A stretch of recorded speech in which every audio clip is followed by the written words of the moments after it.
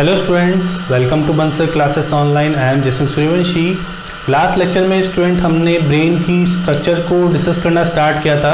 Human brain की क्या structure होती है, कितने पार्ट्स में डिवाइड होता है, ठीक है, कौन कौन सी कवरिंग होती है जो कि प्रोटेक्शन प्रोवाइड करती है, CSF फ्लूइड का क्या फंक्शन होता है, सेरेब्रो स्पाइनल फ्लूइड का। तो ये सब पार्ट हम डिस्कस कर चुके थे, ठीक है। हमने ऑटोनोमस नर्वस सिस्टम के दोनों डिवीजन को देख लिया था, दोनों पार्ट्स को देख लिए थे, ठीक है।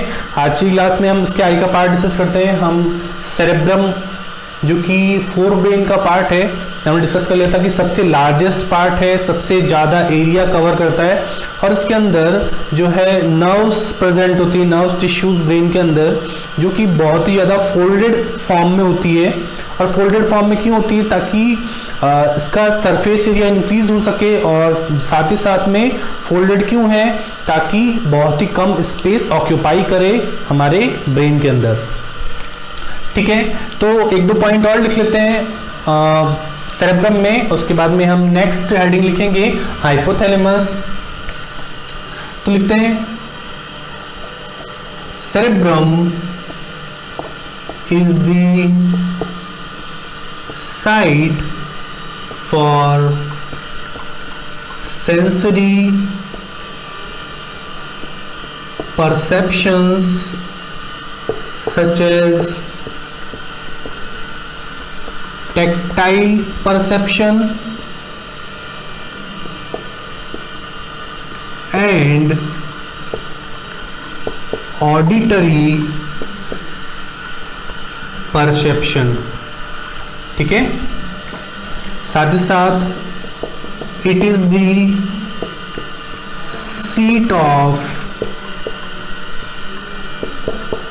learning, it is the seat of learning and memory, ठीक है।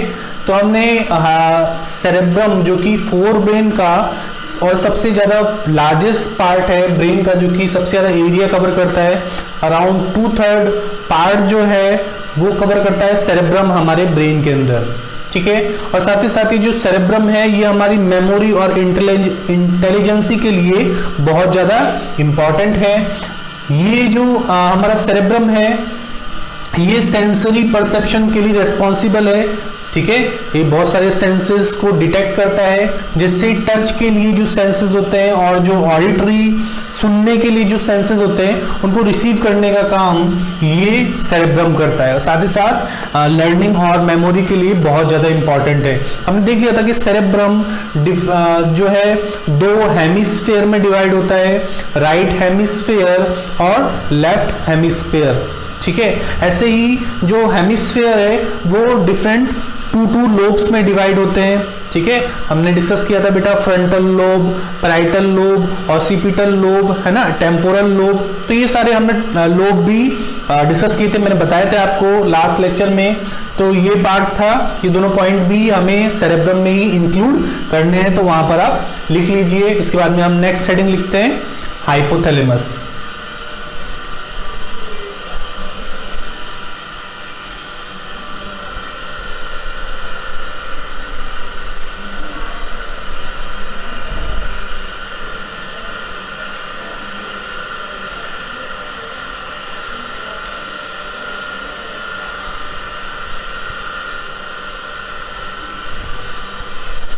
ठीक है बेटा,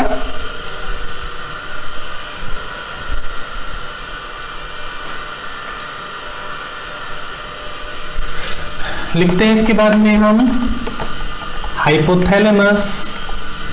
क्या होता है हाइपोथैलेमस?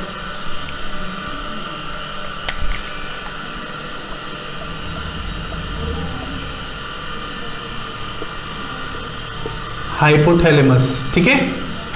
सेकेंड हेडिंग लिखेंगे हम hypothalamus. Hypothalamus is located at the base of cerebrum, ठीक है। हाइपोथैलेमस कहाँ लोकेटेड होता है?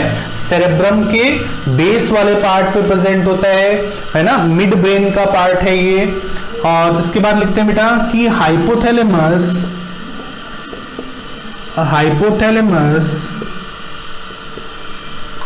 कंट्रोल्स स्लीप वेक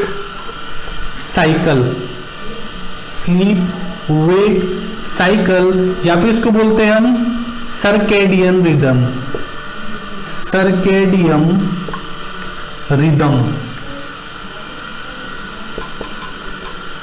ठीक है, क्या बोलते हैं? Circadian rhythm.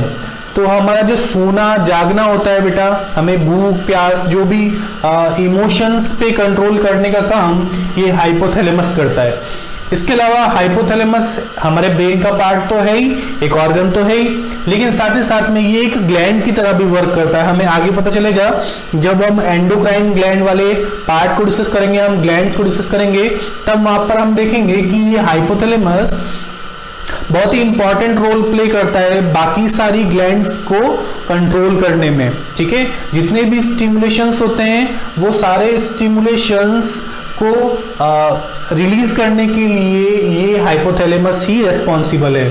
ठीक है, हमारी बॉडी के अंदर डिफरेंट ग्लैंड्स प्रेजेंट है और उन ग्लैंड्स को कंट्रोल करती है एक ग्लैंड जिसका नाम है पिट्यूटरी ग्लैंड। अब पिट्यूटरी ग्लैंड को भी कंट्रोल करने का काम करता है ये हाइपोथैलेमस। तो इसलिए हाइपोथैलेमस एक हमारे ब्रेन का पार्ट तो है ही, लेकिन साथ ही साथ में एक ग्लैंड की तरह भी एक्ट करता है। ठीक है, तो हाइपोथैलेमस को इसीलिए बोलते हैं मास्टर ऑफ मास्टर ग्लैंड, क्योंकि हाइपोथैलेमस पिट्यूटरी ग्लैंड को जो है कंट्रोल करने का काम करता है और पिट्यूटरी ग्लैंड बाकी अदर ग्लैंड्स को कंट्रोल करने का काम करती है। तो हाइपोथैलेमस को कभी कभार क्वेश्चन आ जाता है आपके पास में एमसीक्यूज की फॉर्म में, तो हाइपोथैलेमस को क्या बोलते हैं? Master of master gland. अभी हम आगे डिस्कस करेंगे तो आपको समझ में आ जाएगा। इसके बाद में एक पॉइंट और लिखते हैं, इट रेगुलेट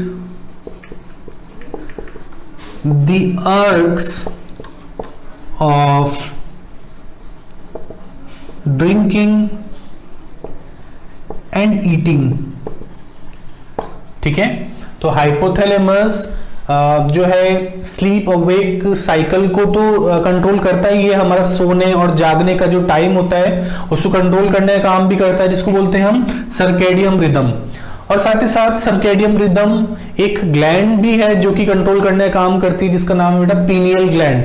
आगे डिस्कस करेंगे तब आपको समझ में आ जाएगा। तो हाइपोथैलेमस और पीनियल ग्लैंड ये दोनों मिलके स्लीप वेक साइकिल को कंट्रोल करते हैं बेटा। और साथ ही साथ जो हाइपोथैलेमस है हमारे इमोशंस को कंट्रोल करने का काम करता है। हमें जो भूख लगती है, हमें जो प्यास लगती है, सबको, हमारी ब्रीथिंग जो है सबको कंट्रोल करने का काम करता है। ठीक है, तो हाइपोथैलेमस बहुत ही इंपॉर्टेंट पार्ट है। जितनी भी ग्लैंड्स हैं उनको स्टिमुलेशंस प्रोवाइड करने का काम करता है ना। अगर कोई हार्मोन ज्यादा अमाउंट में बन रहा है तो उसको कम अमाउंट में बनाएगा। ठीक है, जब जरूरत नहीं है उसकी तो उसको कम अमाउंट में बनाएगा। जब बहुत ज्यादा कमी हो गई है बॉडी के अंदर ब्लड में तो उसको ज्यादा अमाउंट में बनाने के लिए स्टिमुलेशन प्रोवाइड करता है अदर ग्लैंड्स को। तो बहुत ही इंपॉर्टेंट ये एक हमारे ब्रेन का पार्ट है, नोट डाउन कीजिए इसको।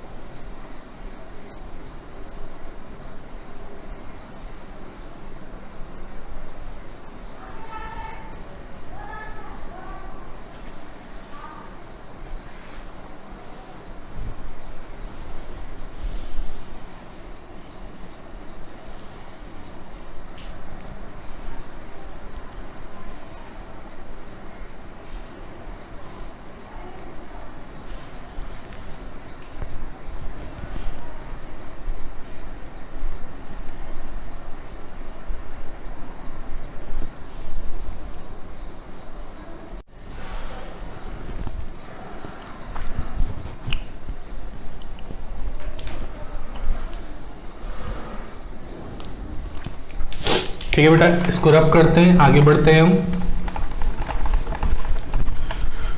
वेट, नेक्स्ट लिखते हैं बेटा हम सेरेबेलम। Cerebellum clear? तो it lies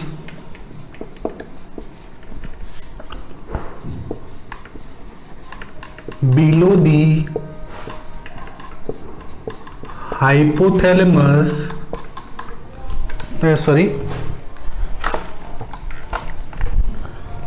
below the cerebrum at the back of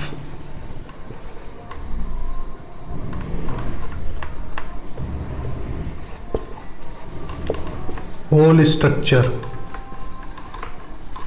ठीक है, तो ये सेरिबेलम कहां प्रेजेंट होता है? सेरिबेलम बैक साइड में प्रेजेंट होता है सेरेब्रम के।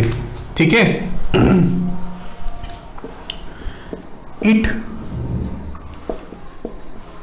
कोऑर्डिनेट्स द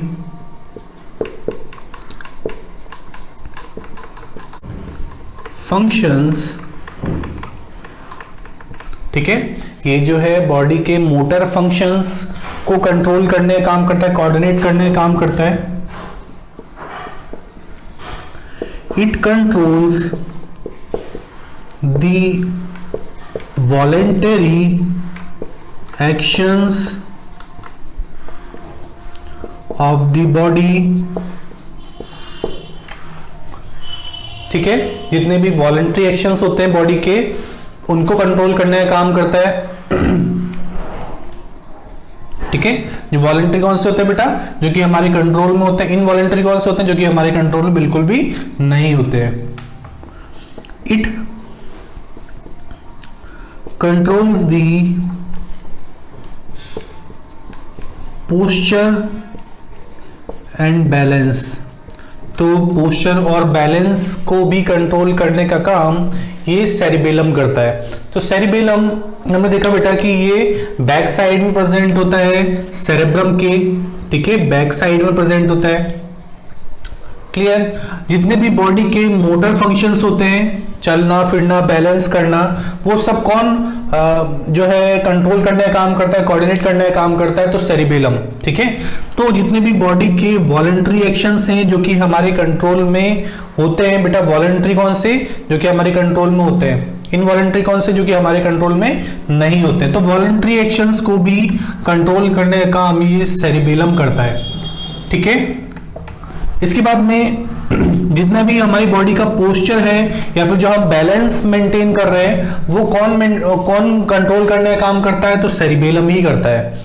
ठीक है, तो ये सारे भी हमने कुछ पॉइंट डिस्कस किए हैं सेरिबेलम के लिए। सेरिबेलम की पोजीशन क्या है, कहाँ लोकेट होता है। ठीक है, इसके बाद में फंक्शंस क्या क्या है इसके? तो मोटर फंक्शंस को कोऑर्डिनेट करने का काम करता है, वॉलेंटरी एक्शंस को कंट्रोल करने का काम करता है, साथ ही साथ पोस्चर और बैलेंस बनाने में भी यही हेल्प करता है। तो इसको भी आप नोट डाउन कर लीजिए।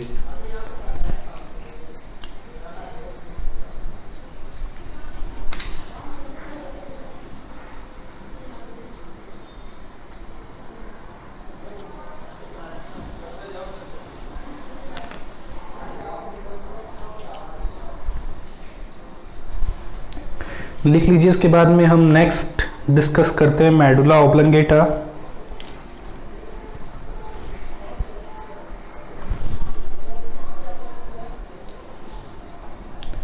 ठीक है बेटा, यहां तक हो गया। इसके बाद में हम लिखते हैं मेडुला ऑब्लंगेटा को,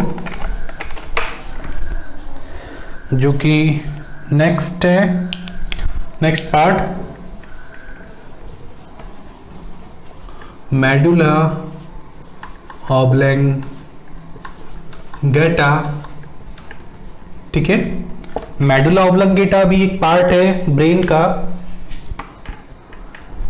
क्लियर बेटा? लिखते हैं इसमें पॉइंट बेटा, medulla forms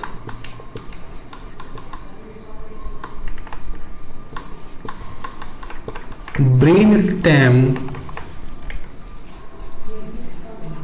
along with the pons। ठीक है, जो मेडुला ऑब्लंगेटा है वो क्या फॉर्म करता है बेटा, ब्रेन स्टेम फॉर्म करता है, और उसी के साथ में ये पोन्स भी जुड़ा होता है। ठीक है, medulla is located at the base of the brain and continues into spinal cord. ठीक है, और यही मेडुला ऑब्लंगेटा जो है यही आगे कंटिन्यूटी में क्या फॉर्म करता है बेटा, स्पाइनल कॉर्ड फॉर्म करता है। मेडुला ऑब्लंगेटा, ठीक है, medulla oblongata controls involuntary functions of the body such as heartbeat and breathing rate। ठीक है, जो मेडुला ऑब्लंगेटा है ये ब्रेन की स्टेम फॉर्म करता है। ब्रेन का जो सबसे निचला वाला पार्ट है ब्रेन स्टेम, वो किससे बनती है बेटा, मेडुला ऑब्लंगेटा से। किससे बनती है, मेडुला ऑब्लंगेटा से। और इसी मेडुला ऑब्लंगेटा की जो ब्रेन स्टेम है इसलिए साथ में पोन्स जुड़ा होता है। ठीक है, अब जो बेटा मेडुला है, medulla is located at the base of the brain. Medulla कहां लोकेटेड होता है बेटा, ब्रेन के बेसल वाले पार्ट पे जुड़ा होता है, और साथ ही साथ यही क्या फॉर्म करता है, स्पाइनल कॉर्ड को फॉर्म करता है। क्लियर बेटा। Medulla controls involuntary actions of the body such as breathing rate. जितने भी इनवॉलंटरी फंक्शन है जो कि हमारे बिल्कुल कंट्रोल में नहीं होते हैं उनको कंट्रोल करने का काम मेडुला ऑब्लंगेटा करता है। जैसे यहाँ पर लिखा है बेटा हार्ट बीट और जैसे ब्रीदिंग रेट, तो इनको भी कंट्रोल करने का काम ये मेडुला ऑब्लंगेटा करता है। तो हमने देखा अभी तक में सेरेब्रम वाले पार्ट को डिस्कस किया बेटा हमने, इसके बाद में हमने हाइपोथैलेमस को डिस्कस किया, हमने मेडुला ऑब्लंगेटा को डिस्कस किया। ठीक है, आगे हम डिस्कस करेंगे, हमने सेरिबेलम भी डिस्कस कर लिया, इसके बाद में आगे डिस्कस करेंगे हम पोन्स को। पहले आप इसको लिख लीजिए, एक आध पॉइंट और लिखना है इसका, फिर हम आगे बढ़ते हैं।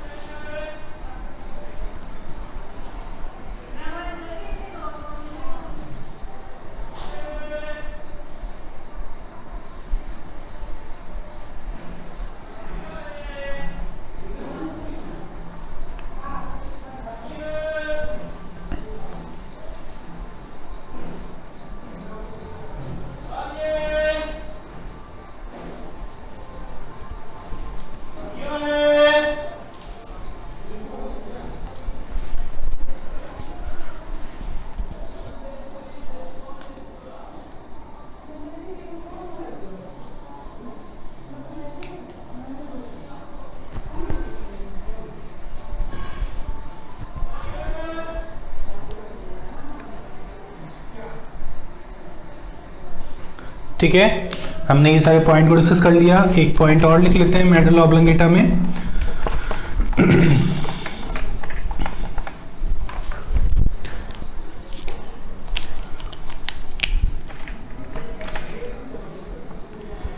It controls involuntary actions such as blood pressure,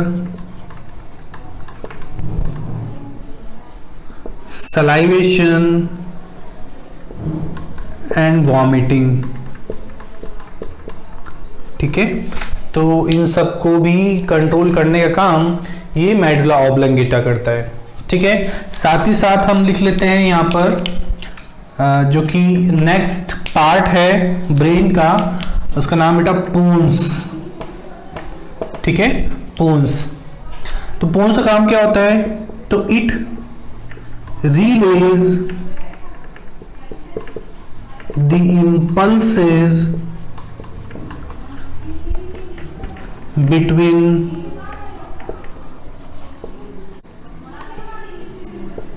cerebellum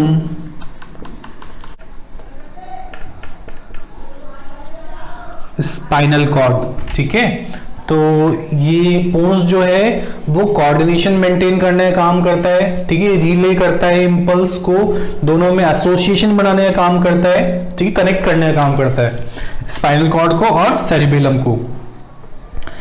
it also regulates the respiration rate. ठीक है, तो रेस्पिरेशन रेट को भी रेगुलेट करने का काम इस पोन्स के थ्रू होता है। मेडुला ऑब्लंगेटा करता है, लेकिन साथ ही साथ ही रेस्पिरेशन रेट को भी कंट्रोल करता है। तो फोर्सफुल रेस्पिरेशन जैसे हम करते हैं, ठीक है, तो वो किसके थ्रू कंट्रोल होता है? पोन्स के थ्रू कंट्रोल होता है। ठीक है, नॉर्मली मेडुला ऑब्लंगेटा ही करता है, लेकिन जब फोर्सफुली रेस्पिरेशन करते हैं तो उसको जो है कंट्रोल करने का काम, रेगुलेट करने का काम करता है पोन्स। साथ ही साथ में हमारे स्पाइनल कॉर्ड और सेरिबेलम के बीच में कनेक्शन मेंटेन करने का काम भी ये पोन्स करता है। ठीक है, क्योंकि पोन्स में जो नर्व्स प्रेजेंट होती हैं वो क्या काम करती है? रिले करने का काम करती है, एसोसिएशन मेंटेन करने का काम करती है। ठीक है, तो ये भी आप नोट डाउन कर लीजिए।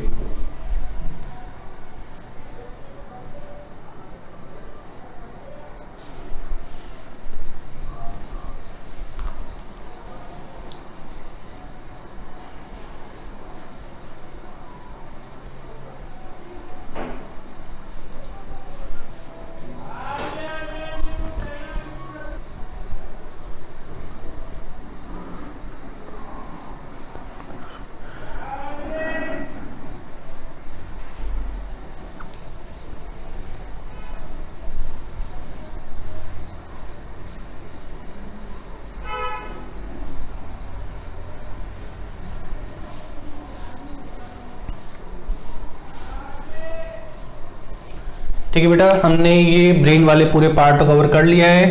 इसको रफ करते हैं हमने देखा था CNS जो कि सेंट्रल नर्वस सिस्टम है, उसके दो कंपोनेंट हैं, फर्स्ट था ब्रेन और सेकंड है स्पाइनल कॉर्ड। तो अब ब्रेन वाले पार्ट को हम डिस्कस कर लिया, स्पाइनल कॉर्ड के साथ ही वाले पार्ट को हम डिस्कस करते हैं इसके बाद में स्पाइनल कॉर्ड को। ठीक है, तो सेकंड है बेटा स्पाइनल कॉर्ड। स्पाइनल कॉर्ड तो क्या काम करती है spinal cord? It controls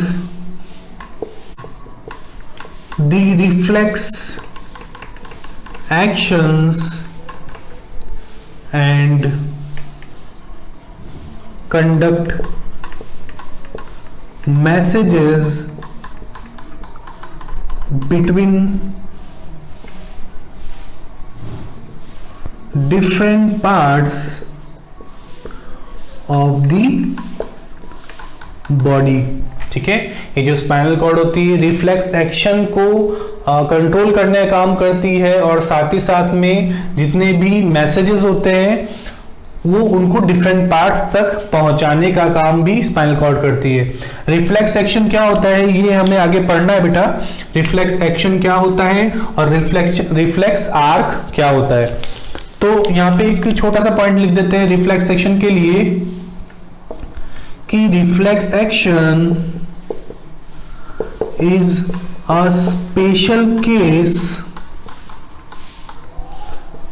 of involuntary action, ठीक है। जो रिफ्लेक्स एक्शन है is a special case of involuntary action, ठीक है। आपने देखा होगा बेटा, जब भी आप किसी हॉट ऑब्जेक्ट को टच करते हैं तो आपका हाथ अपने आप हट जाता है, ठीक है, बिल्कुल एक जर्क के साथ में, झटके से अपने आप हट जाता है, ठीक है। आपको कोई नीडल चुभती है, आपका हाथ उस जगह से फटाफट हट जाता है। आपको कुछ भी जैसे गिरे आप, जैसे आप गिरने के लिए हुए तो फटाफट आप संभल जाते हैं, ठीक है। तो ये सब जो है इतना सडन एक्शन जो होता है इसी को बोलते हैं हम रिफ्लेक्स एक्शन, ठीक है। ये अपने आप होता है और इसको कंट्रोल करने का काम कौन करता है, तो स्पाइनल कॉर्ड करती है। तो स्पाइनल कॉर्ड रिफ्लेक्स एक्शन को कंट्रोल करने के लिए रिस्पॉन्सिबल है, ठीक है। ब्रेन कंट्रोल नहीं करता है रिफ्लेक्स एक्शन को।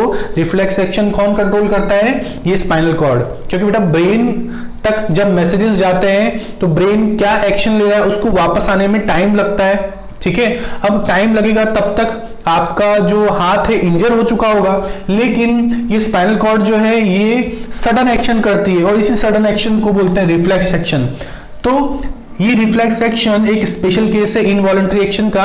इनवॉलंटरी एक्शंस क्या होते हैं बेटा, जो कि हमारे कंट्रोल में नहीं होते, ठीक है। आपके अगर सडन कोई आपको अचानक से पिन चुभाई जाएगी या फिर कोई गर्म गिलास आपको लगा दिया तो क्या होगा, आपका हाथ अपने आप हट जाएगा, ठीक है। तो ये क्या, इस पे आपको कोई जो है कंट्रोल नहीं है, अपने आप हो रहा है ये, ठीक है। और कंट्रोल कौन कर रही है, स्पाइनल कॉर्ड कंट्रोल कर रही है, ठीक है। तो यही जो है हमारा हाथ हटना वहां से, ठीक है, अचानक, यही क्या है बेटा, एक रिफ्लेक्स एक्शन है। हम इस रिफ्लेक्स एक्शन को देखेंगे कि रिफ्लेक्स एक्शन होता क्या है, इसकी कुछ पॉइंट्स को डिस्कस करेंगे। रिफ्लेक्स आर्क क्या होता है, रिफ्लेक्स आर्क का जो पाथवे है वो भी हमें डिस्कस करना है। तो पहले इसको आप नोट डाउन कर लीजिए।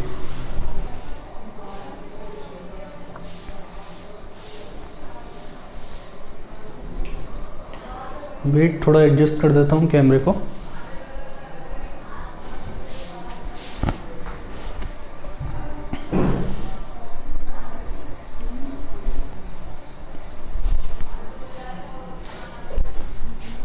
ठीक है बेटा, हमने आज की क्लास में ब्रेन वाले पार्ट को कवर कर लिया है। स्पाइनल कॉर्ड स्टार्ट कर दिया हमने।